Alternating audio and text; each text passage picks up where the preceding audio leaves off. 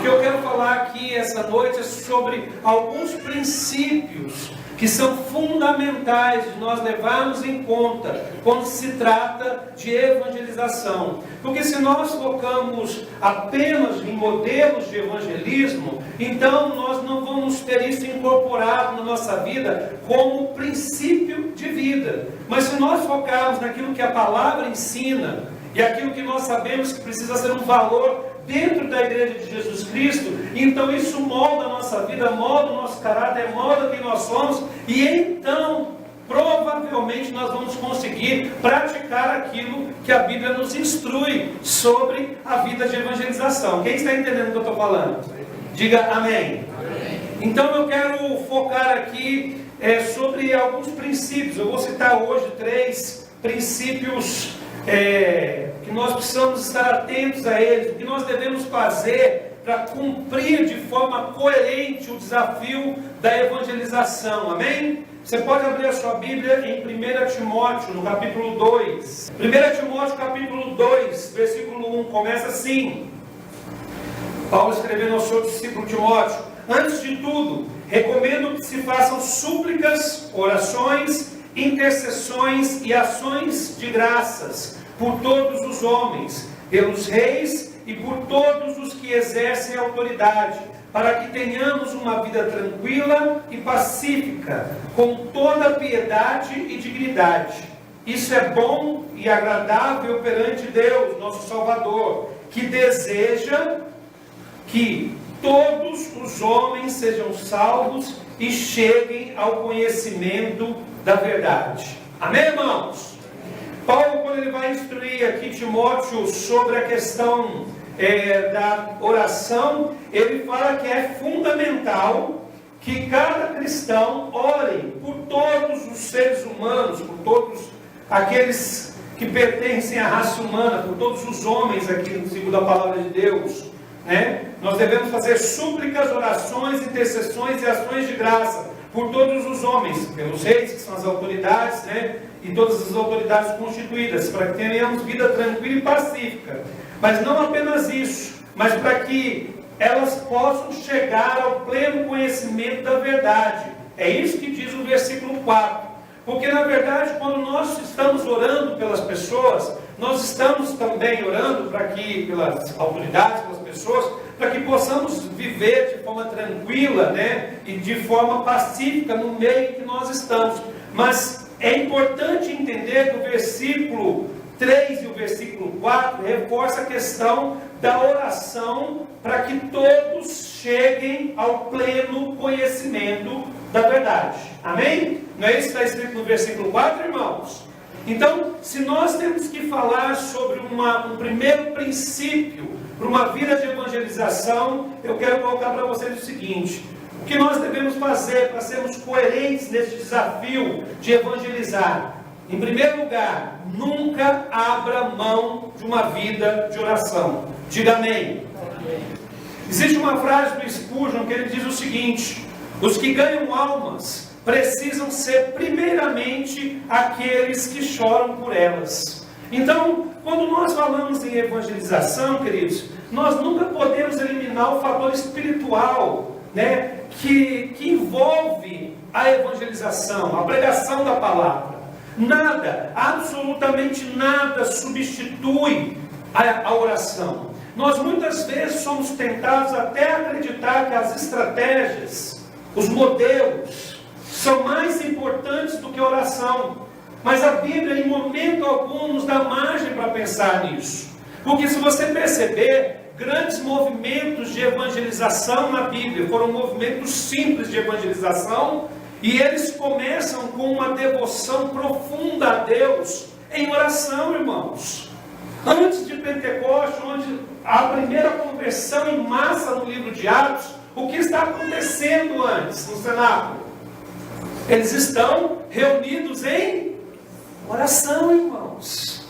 Então, quando nós falamos em eu preciso ganhar vidas para Jesus, eu preciso aceitar o desafio da evangelização, e eu preciso ser fiel neste compromisso de pregar para as pessoas, onde vai começar isso na sua vida? Quando você começar a orar.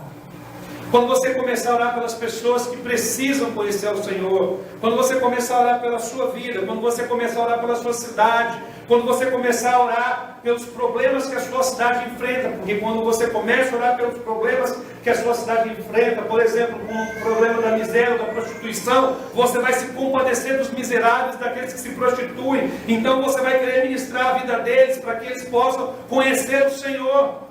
Nós sabemos que quando nós começamos a vivenciar uma vida de oração, como Paulo orienta a igreja de Tessalônica, orai sem cessar, nós sabemos que as coisas começam a mudar em nossas vidas e através das nossas vidas. E porque nós nos apartamos do lugar de oração, e eu não falo do lugar de oração apenas no quarto secreto, que é fundamental, mas eu falo de um estilo de vida de devoção e amor a Deus, porque muitas vezes nós deixamos isso de lado, então nosso coração se esfria. E porque o nosso coração se esfria, então tudo que diz respeito à obra do Senhor passa a ser desinteressante para nós, sem valor para nós, substituível para nós, sem importância para nós. Vocês estão entendendo o que eu quero dizer? Então, se nós falarmos assim, eu preciso, Deus, esse ano compartilhar Jesus, eu preciso esse ano, Senhor, que o Senhor me use para pregar o Evangelho. Meu irmão, se você não regar essa expectativa em oração, se você não nutrir esse princípio, essa disposição em oração diante, fervorosa, profunda, intensa diante do Senhor, você não vai conseguir cumprir com seus objetivos. Tudo na vida de um cristão, preste atenção nisso, começa e termina na oração, irmãos. Absolutamente nada foge deste lugar que nós ocupamos na presença de Deus, a sós com Ele, falando com Ele, ouvindo a sua voz. Nós vivemos, eu insisto, um tempo onde é muito fácil você pensar sobre a lógica da produtividade, sobre a lógica do marketing, sobre a lógica do evento, sobre a lógica do mercado de consumo. E a igreja se encaixa nisso e começa a pensar o que podemos fazer para termos pessoas que aqui dentro da nossa igreja, não importa se são convertidas ou não convertidas, né? Porque às vezes nós fazemos mais marketing para trazer gente de outra igreja do que para trazer pessoas que não conhecem a Jesus para perto de Jesus. E nós nos esquecemos que a essência é o joelho no chão, irmãos, é a oração. O que deixa para eu não falar bobagem, né? Paulo e Silas, né? Que estavam na prisão. E depois o carcereiro se converte. Se não for, vocês não podem me corrigir. E depois o que acontece, irmãos? Aquele homem se converte, a família dele se converte. Porque eram feitas orações, ações de graças ao Senhor. Entende o que eu quero dizer? Então nós precisamos resgatar o aspecto espiritual da evangelização. O aspecto da intimidade com Deus que se reflete na vida das pessoas. Porque se nós não fizermos isso, queridos, nós vamos continuar sendo sal sem sabor. Entende? Luz que não ilumina. Então Deus tem nos chamado para vivermos uma vida de oração. Você crê nisso? Amém. Você crê nisso, irmão? Amém. Deus tem nos falado, não abra mão de uma vida de oração. E aqui é importante, eu volto a salientar, eu já falei isso. Quando nós falamos em oração, é claro que nós estamos falando sobre o desenvolvimento de um hábito espiritual, que de preferência é bom ter horário e local definidos. Porque todo hábito muitas vezes exige de nós local e horário definido, certo? Quando nós queremos desenvolver um hábito, você fala assim, eu vou para a academia. Eu não preciso falar isso porque como eu estou em forma, sou quase um Mr. Universo, músculos, né? Eu não preciso falar desse negócio de academia. Mas vocês aí que precisam desse negócio de academia, você fala assim, eu vou para a academia. Se você vai para a academia, meu irmão, para você pelo menos pensar em começar, o que você tem que fazer? estabelecer dia e hora para você ir. Para tentar cumprir fielmente aquele dia, aquele horário. Porque se você não fizer isso, o que vai acontecer? Você vai pagar a mensalidade e vai ficar só para a carteirinha dentro da carteira, mais nada. Né? Vai pagar uma passada lá na academia, vai fazer uns 10 minutos de esteira e no outro mês você volta para pagar a academia de novo. Sim ou não? Mas se você quer adquirir um hábito, então você estabelece dia, horário para você fazer. A vida espiritual é a mesma coisa. Mas eu não quero focar aqui, irmãos, apenas nessa oração que é fruto dessa criação de um hábito que é necessário. Porque a Bíblia fala sobre ela. Eu estou falando sobre algo que vai além disso. Eu estou falando sobre uma atitude de estar o tempo todo em oração.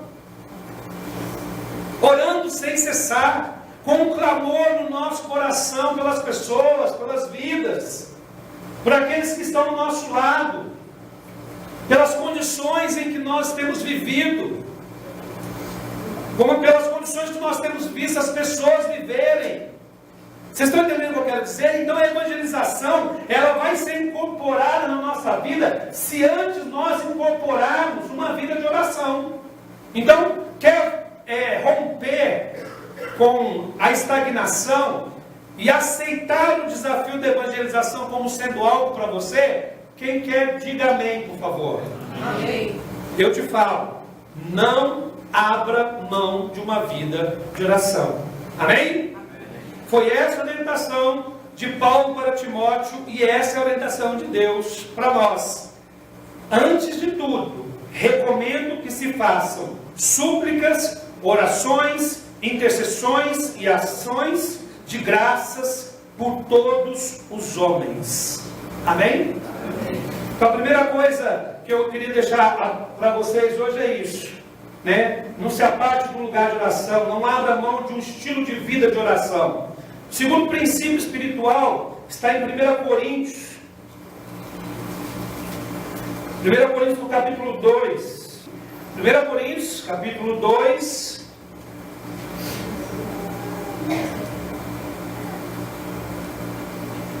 Versículo de 1 a 5. Paulo escreve à igreja de Corinto e diz: eu mesmo, irmãos, quando estive entre vocês, não fui com discurso eloquente, nem com muita sabedoria, para lhes proclamar o mistério de Deus, pois decidi nada saber entre vocês, a não ser Jesus Cristo, e este crucificado. E foi com fraqueza, temor e com muito tremor que estive entre vocês. Minha mensagem e minha pregação não consistiram em palavras persuasivas de sabedoria, mas consistiram em demonstração do poder do Espírito, para que a fé que vocês têm não se baseasse na sabedoria humana, mas no poder de Deus. Aleluia. Preste atenção, irmãos. Paulo era um homem muito sábio. É importante a gente entender que Paulo, dos apóstolos, ele era o homem mais culto entre os apóstolos de Cristo. Ele não estava na primeira lista de apóstolos, você sabe disso, e ele foi chamado depois. E Paulo, sem dúvida nenhuma, era o homem mais culto entre todos os apóstolos de Jesus Cristo. Paulo possuía uma mente brilhante. Paulo foi formado aos pés de Gamaliel. Paulo era um homem versado nas escrituras sagradas, mas também era versado na cultura romana. Ele conhecia a filosofia romana, era um homem consciente do mundo que estava à volta dele. Então, quando Paulo chega, irmãos, e diz para a igreja de Corinto, uma cidade relativamente rica, formada por pessoas que não eram de formação judaica, e sim gentios, e ele fala assim: olha, eu não fui até vocês, né, com discurso eloquente, eu não fui com vocês, né, com muita sabedoria. Ele está se referindo à sabedoria humana. Porque o que Paulo está querendo dizer aqui para esses homens de Corinto é o seguinte: eu podia chegar entre vocês e questionar vocês, e levantar dúvida na mente de vocês, com toda a bagagem cultural, religiosa, filosófica que eu tenho. Mas eu abri mão disso tudo para focar apenas no mistério de Deus. E qual é o mistério de Deus? Pois decidi nada saber entre vocês. Desculpa aqui. Nada saber entre vocês, a não ser, bem claro para Corinto, que não interessava a ele, neste contexto de Corinto, formar pessoas, atrair pessoas que teriam a sua fé, entre aspas, alimentada e alicerçada por sabedoria humana, e sim baseadas no poder do Espírito. Que poder do Espírito é esse, irmãos? O poder do Espírito que se manifesta quando a palavra é anunciada. Vocês entenderam? Nós não estamos falando, porque se a gente vai ler o texto assim, nós não devemos ir, daí tem gente que usa esse texto para falar assim, o muito saber não importa, o que importa é você ser cheio do Espírito e manifestar os milagres, os sinais de Deus. Essa passagem não fala disso. Se você quiser usar outro texto para isso, você usa. Esse não serve. Esse está falando sobre, o confronto entre a sabedoria de Deus e a sabedoria do homem. E Paulo fala que a sabedoria de Deus, que ele manifesta de uma forma muito simples, Cristo e este crucificado, quando ela alcança o coração do homem, ela alcança o coração do homem pelo poder do Espírito. Quem entendeu o que eu estou falando? Vocês entenderam o que eu estou dizendo? Paulo nunca negou aquele lugar da inteligência no seu discurso. Quando ele vai para Atenas, ele usa argumentos filosóficos para poder debater com aqueles homens, porque ele estava no Areópago, lugar de discussão filosófica. As cartas de Paulo são ditas pelo apóstolo Pedro, que são muito difíceis de serem entendidas, e você diz amém. Porque de fato elas são muito difíceis de serem entendidas. Pedro fala, elas são difíceis de compreender. Por quê? Paulo era um homem inteligente, mas nesse momento que ele está dizendo, a sabedoria humana, neste momento para vocês que são de Corinto, não me interessa, porque o meu foco é a sabedoria de Deus. A loucura da pregação do Evangelho, que ele inclusive fala um pouquinho aqui antes, no primeiro capítulo, ele fala assim, pois a mensagem da cruz é loucura para os que estão perecendo, mas para nós que estamos sendo salvos, é o poder de Deus. Vocês estão entendendo o que eu quero dizer, queridos? A primeira coisa que precisa ficar muito claro na nossa mente aqui, é que se nós queremos vencer o desafio da evangelização, nós não podemos abrir mão da oração. A segunda coisa que eu estou aqui pegando a partir desse texto, em segundo lugar, para vencermos o desafio da evangelização, nós devemos anunciar o Evangelho de Jesus Cristo. Parece a coisa mais óbvia do mundo, mas não é. Tanto não é óbvio que Paulo, quando escreve para Corinto, escreve exatamente isso que eu acabei de dizer para vocês. Ele falou que ele poderia chegar com palavras de persuasão, ele poderia chegar com palavras de sabedoria humana, mas ele escolheu a loucura da pregação, da mensagem da cruz, a loucura do Evangelho, a loucura, da palavra. Porque aqueles que estão perecendo, para eles é loucura, mas para nós é o poder de Deus. Ele chega a essa igreja única e exclusivamente com a mensagem central, que é a mensagem do Evangelho. E eu quero então falar algumas coisas que são fundamentais para nós como igreja e para você como indivíduo entender sobre a questão da evangelização. Primeiro, irmãos, nós devemos focar os nossos esforços em promover o reino de Deus e a sua verdade, e não as nossas instituições, e não o nosso estilo de vida gospel, e não os nossos dogmas pessoais. Vocês estão entendendo o que eu quero dizer? Eu já vi gente falando assim, ó, pregando Jesus assim, vai lá na minha igreja, porque o pessoal é legal. Você acha que crente é careta? Mas crente não é careta não, crente também se diverte. Meu irmão, dá até urticária. Nós estamos falando do Evangelho de Cristo, salvação para o homem. Nós estamos falando de uma obra feita para a redenção da humanidade. Nós estamos falando do Deus que habitava nos céus e veio, se tornou carne, habitou entre nós e purgou os nossos pecados, expiou a nossa culpa. E aí nós estamos falando daquele que ressuscitou ao terceiro dia e está sentado à destra de Deus Pai. Estamos falando desse. Nós estamos falando daquele que reina sobre todas as coisas, que inclusive a Bíblia diz que já é vitorioso. Não será, mas já é. E só aguarda o tempo exato para colocar a mão no seu troféu, por assim dizer. E aí, quando nós vamos evangelizar, nós mediocrizamos o nosso discurso. É mais ou menos o exemplo que eu li num livro, acho que foi, de uma igreja dos Estados Unidos, escrito naquelas placas que são comuns, né, nas igrejas americanas. Venha na nossa igreja, nos dê uma chance, nós temos ar-condicionado.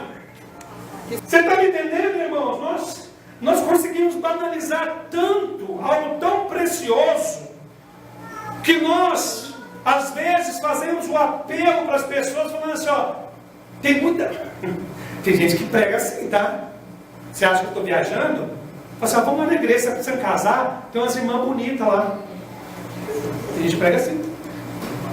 Você acha que eu estou mentindo? É verdade. Nós estamos falando que estão pregando o Evangelho e estamos oferecendo para este mundo, sedento e carente da mensagem da cruz, o nosso estilo de vida. Você entende?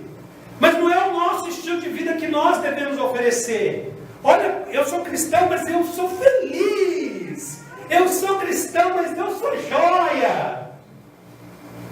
É uma tolice desmedida. Parece que nós temos que estar o tempo todo provando para o mundo que é bom ser crente. Bobagem é essa? Bobagem é essa, irmãos? Não é bom ser crente. É fator de salvação. Ser cristão é fator de salvação. Diz respeito à eternidade. Não é só ser bom. Mas quando nós estamos falando sobre o Evangelho, anunciar o Evangelho, nós estamos falando sobre as boas novas. A palavra Evangelho significa o quê? Boas novas. Quais são as boas novas? A sua igreja é legal. Essa é a boa nova. A boa nova é, nos deu uma oportunidade, nós temos aquecedor. Vai para a nossa igreja que tem umas irmãs e uns irmãos bonitos e uns irmãos mais ou menos. Hoje nós vamos ter um evento massa na igreja, a noite da sorvetada. É esse o Evangelho? Essas são as boas novas do Evangelho? As boas novas do Evangelho é dizer assim, ó, somos contra o homossexualismo. Nós estamos preocupados com o traseiro alheio. Desculpa. É isso? É isso, gente? É isso que são as boas novas? As boas novas é o que nós temos visto sendo muitas vezes anunciados por aí. Essas são as boas novas que nós temos para oferecer. Quando se trata de uma vida de evangelização segundo a palavra de Deus, a orientação do Espírito Santo, segundo a revelação do Senhor, nós estamos falando de quê, irmãos? Nós estamos falando de quê, irmãos? Nós estamos falando sobre Cristo em nós, a esperança da glória. Nós estamos falando sobre a redenção em Jesus. Nós estamos falando que o homem estava corrompido, destruído pelo pecado, manchado, sem a menor condição de se auto-limpar e de se auto-justificar diante de Deus. E Deus então providencia um sacrifício perfeito para que eu e você pudéssemos ter uma relação íntima e pessoal com Ele. E assim nos tornarmos cidadãos do céu. Essa é a boa nova do Evangelho. Qualquer outra mensagem, ela é secundária. Como nós vamos falar em evangelização se não há centralidade da cruz na nossa mensagem? Eu vou confessar para você, eu às vezes tento ver desses videozinhos no Face, que são postados, eu às vezes começo a ver, irmãos, eu não consigo, porque parece que a única coisa que nós temos para dizer para as pessoas é o seguinte: a sua luta vai passar, e você vai ser bem sucedido, aleluia, e aí você está no suricando, no surianda lá e resolveu. Meu Pai Celeste, o que nós estamos fazendo com o Evangelho? O que nós estamos fazendo com a pregação da cruz? Aquilo que é loucura para os que perecem. O que nós estamos fazendo, irmãos? Use a sua sabedoria, o seu conhecimento, e Deus, Ele usa isso, eu insisto. Usou Paulo com a sua sabedoria, usou João para escrever um evangelho que era essencialmente voltado para um público completamente distinto daqueles outros que ouviram daqueles que foram escritos os 3 primeiros evangelhos. João, ele escreve muito mais para aquelas pessoas de linha gnóstica, por assim dizer, que estão inseridas dentro de uma cultura greco-romana, completamente distinto. Por isso você vê a diferença muito gritante entre o Evangelho de João e os outros 3, principalmente, né? Porque cada um dá ênfase num aspecto, né? Deus não ignora a nossa inteligência. Deus não despreza a nossa inteligência. Deus, Ele conta com a nossa inteligência, a nossa capacidade de raciocinar e refletir sobre a verdade bíblica, desde que ela nunca negue a centralidade da cruz de Cristo. Porque este é o Evangelho. Esta é a boa nova. O resto é brincadeira. O resto é para alimentar cristãos infantilizados, mimados, enfraquecidos e que não aceitam nada além daquela dose básica. É mais ou menos como se você tivesse dado xaropinho para o cidadão de criança, em vez de ele estar tomando a injeção. Você está entendendo? O resto é isso. Aí você fala assim: caramba, mas isso é radical. Nem um pouco.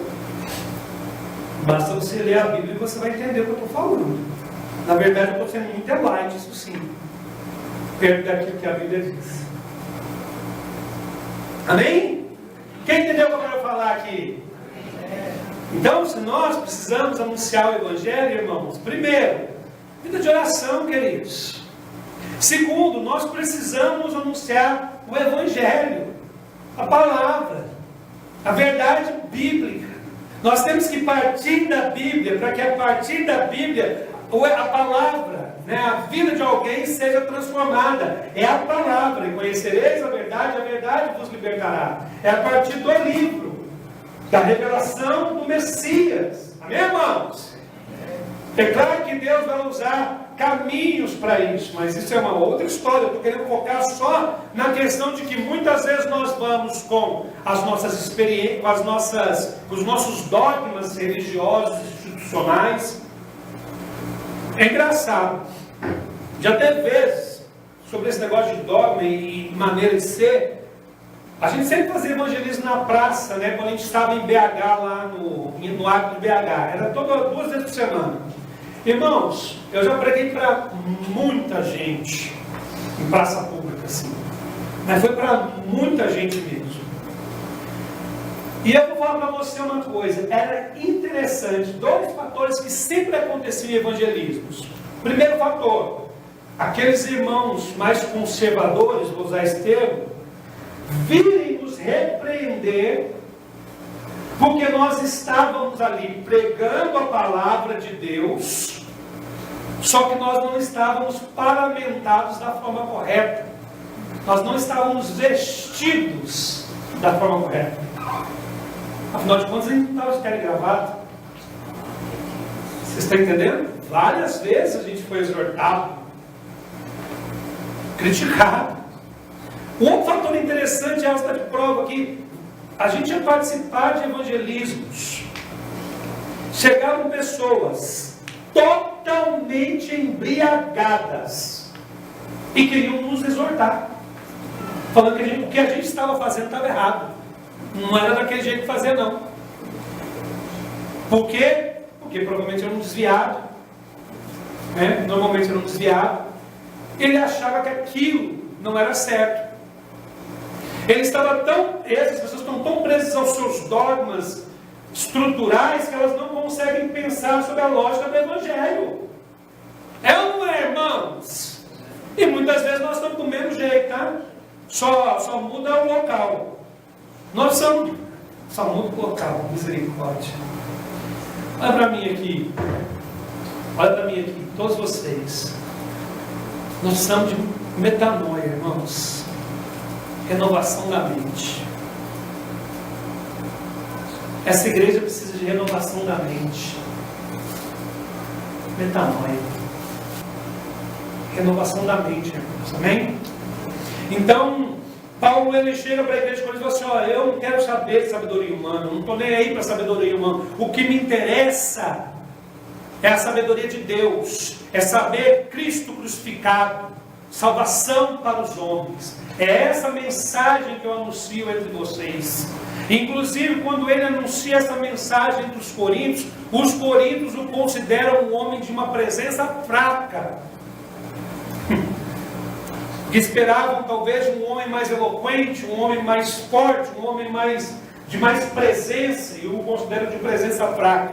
Mas nem por isso ele abre mão de anunciar o Evangelho. Quem entendeu o que eu estou dizendo? Amém.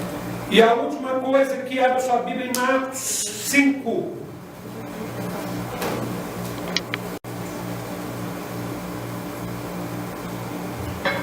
Versículo 18 a 20. Eu não vou ler toda a história, tá, irmãos? Mas Marcos 5, 18 a 20. Só vou ler o final, porque é a parte que mais me interessa aqui no momento. Mas só para você saber, o contexto é Jesus lidando com o demônio de Gadar, ou de Gesar, e ele expulsa então os demônios deste homem que era uma legião. Este homem é liberto, os demônios são lançados nos porcos, os porcos caem na ribanceira, o povo fica sabendo disso e manda Jesus vazar do lugar.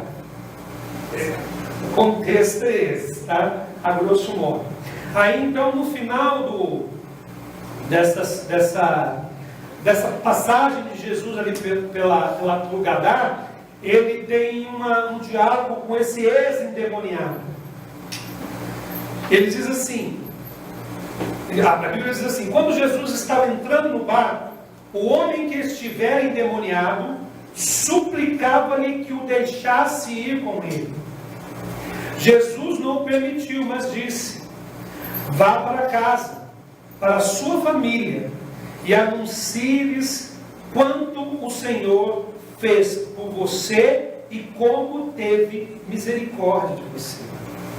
Então aquele homem se foi e começou a anunciar em Decápolis o quanto Jesus tinha feito por ele. Todos ficavam admirados. Esse homem vivia nas cavernas, desprezado pela sociedade, era um pária. Ele próprio se feria. Era um homem, era um lixo humano, né? Era completamente ignorado, desconsiderado pela sociedade. E na verdade ninguém conseguia se relacionar com ele, porque quando chegavam perto dele, muitas vezes ele batia naquelas pessoas. E então Jesus vai de encontro a esse homem e expulsa não apenas um demônio, mas uma legião. E esse homem é livre, né? E E acontece esse milagre tremendo ali naquela região, e depois ali dos porcos caírem ali na ribanceira, ali no penhasco, o endemoniado, queridos, ele estava tão grato. Aquilo que Jesus tinha feito na vida daquele homem era tão maravilhoso, ele provou da graça salvadora de Jesus, da misericórdia de Jesus, que estendeu as mãos para ele, que ele chega para Jesus: Senhor, deixa eu ir com você, deixa eu seguir junto com você, porque é bom demais, eu quero ir com você, eu quero me tornar um seguidor. Ele não está pedindo para fazer parte dos 12, tá, irmãos? Ele está pedindo simplesmente para ir onde Jesus vai. Ele só está dizendo para Jesus: onde você for, eu estou contigo. Onde você for, eu vou também. Porque o que você fez na minha vida é maravilhoso. E aí Jesus então dá uma orientação para esse homem. Jesus podia virar para esse homem e dizer: bora lá. Jesus não falou isso. Jesus diz para ele: vá para onde? Para casa.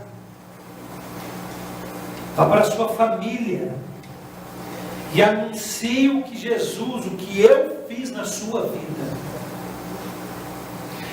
Jesus dá uma orientação muito específica para este homem.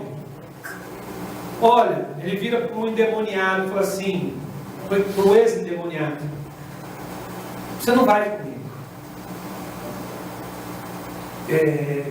O seu chamado, o seu papel, a sua função não é ir comigo. O seu papel, a sua função é ir para a sua casa. É para ir para a sua família e falar para eles o que eu fiz por você.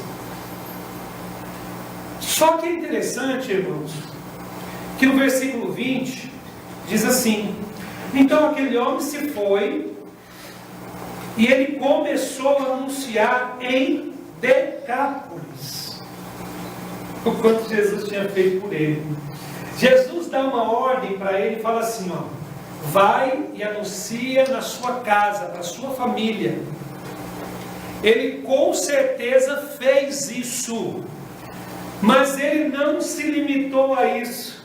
A Bíblia fala que ele foi nas 10 cidades, porque Decápolis é um conjunto de 10 cidades.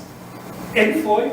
Então ele por si só expandiu a sua área de atuação, porque existia amor de Deus no coração dele, gratidão pelo que Deus tinha feito. Ele tinha vivido uma experiência de redenção, de transformação de vida, e ele não podia ficar calado. Então ele vai primeiro para a sua casa, para a sua família, e então depois ele vai para os arredores. E a Bíblia diz que todos ficavam admirados, provavelmente porque todos o conheciam pela fama de endemoniado, por isso. Mas isso é lindo, irmãos. Então, com essa passagem, o que eu quero dizer para vocês aqui, para nós encerrarmos essa mensagem hoje, sobre o desafio da evangelização: primeiro, nunca abra mão da oração, né? Se nós queremos alcançar pessoas, devemos orar. Segundo princípio, anuncie o Evangelho, tire as outras coisas, as outras invencionices, e foque no Evangelho. E por último, desenvolva um estilo de vida missional. Diga amém. Amém. Mas o que eu quero dizer com missionalidade, irmãos? Quando nós falamos em missionalidade, nós estamos falando sobre o quê? Eu falo isso porque eu acho que é importante você entender a identidade dessa igreja, para que você possa se identificar ou não com ela. Missionalidade, irmãos,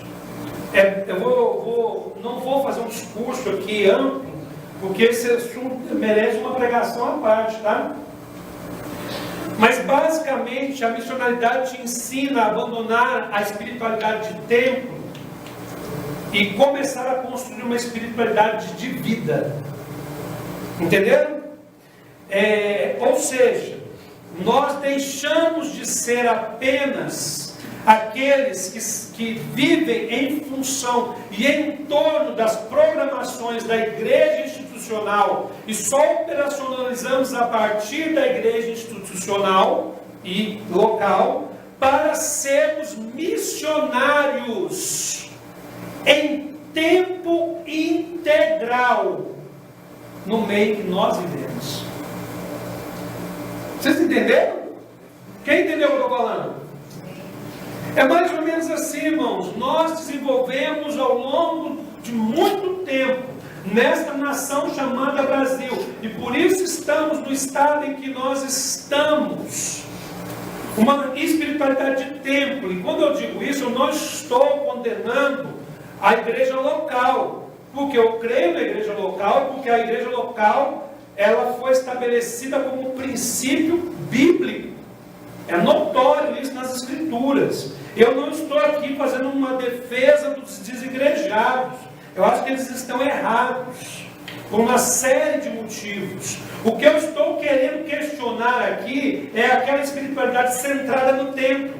É aquela pessoa que, quando está no templo, né, ela é espiritual. Ela é espiritual domingo, ela é espiritual, né, nesses dias, e tudo gira em torno daquilo que a igreja oferece para ela.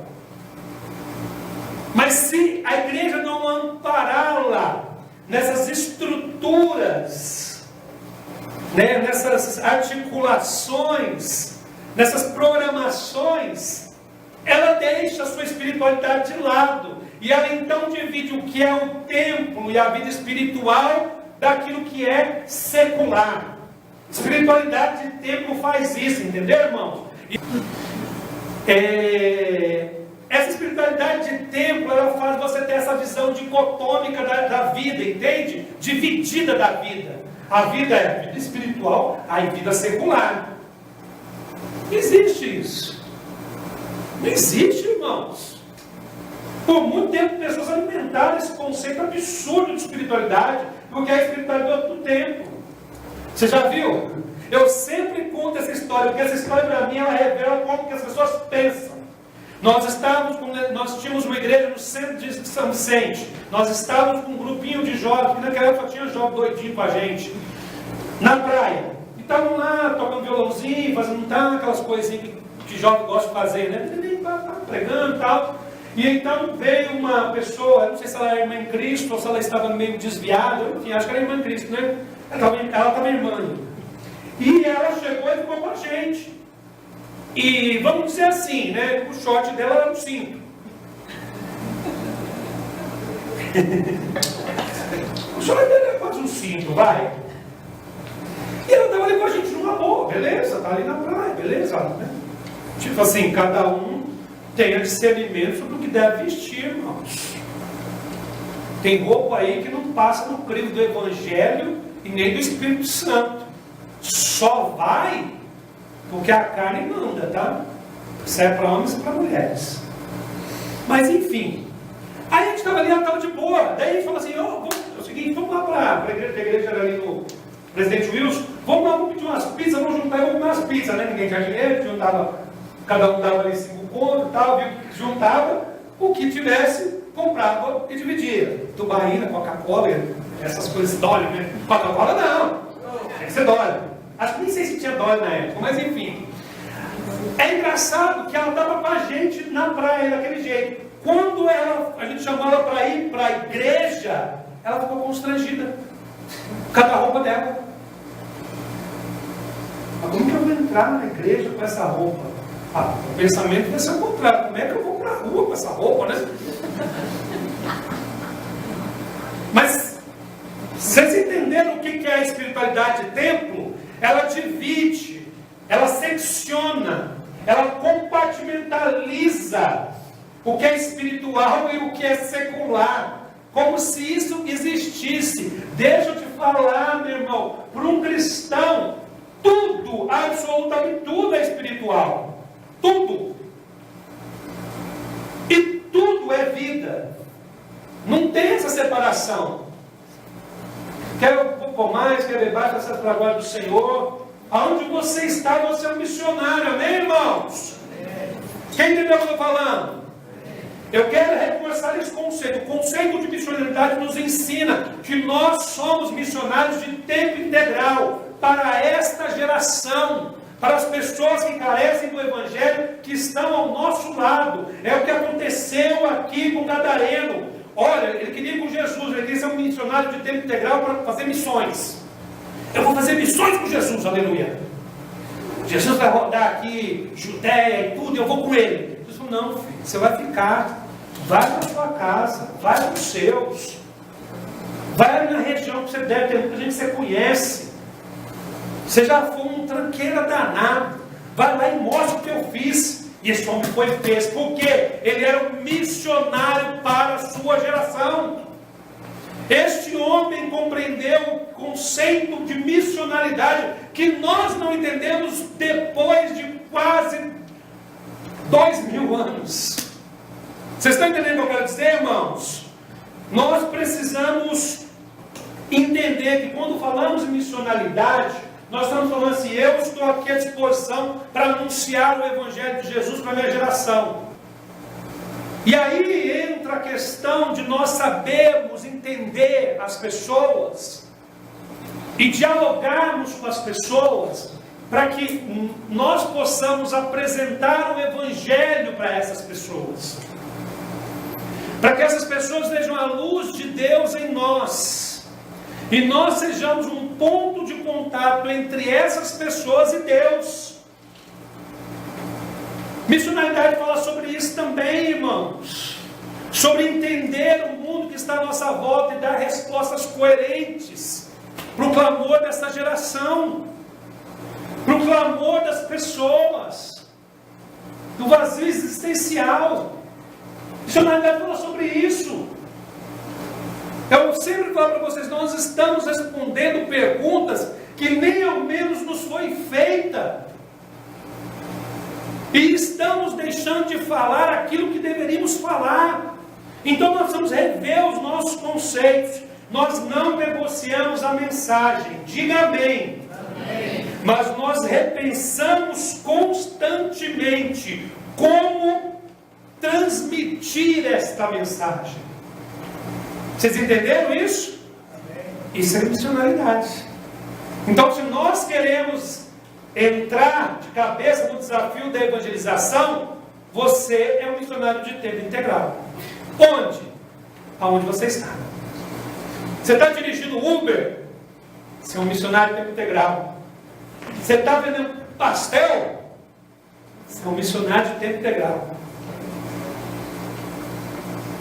Está lá andando lá nas representações, como é que é o negócio lá?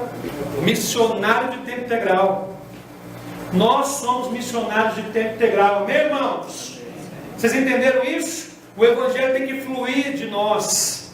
Tem que fluir de nós. A vida de Deus tem que fluir de nós. Porque as pessoas vêm e falam assim, meu Deus, eu preciso, eu quero, eu necessito. Uns vão dizer, não quero, não preciso, estou nem para isso. Né? A gente sabe que muitos vão rejeitar.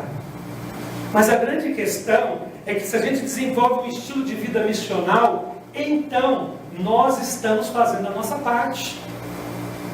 A pergunta é sempre, o que o Senhor espera de mim hoje? O que o Senhor quer que eu faça hoje? Qual é a minha responsabilidade onde eu estou? Essa é a pergunta. Essas são as perguntas, desculpa, que precisam ser feitas e respondidas, para que então nós possamos vencer o desafio da evangelização, amém? Eu creio, irmãos, que é um tempo de nós compartilharmos Jesus. Sempre foi, nunca deixou de ser, mas é um tempo que esta igreja, a comunidade cristã Redenção, precisa ser despertada novamente no seu senso de responsabilidade evangelística, para que através das nossas vidas outros possam conhecer ao Senhor, conhecer o Deus da salvação.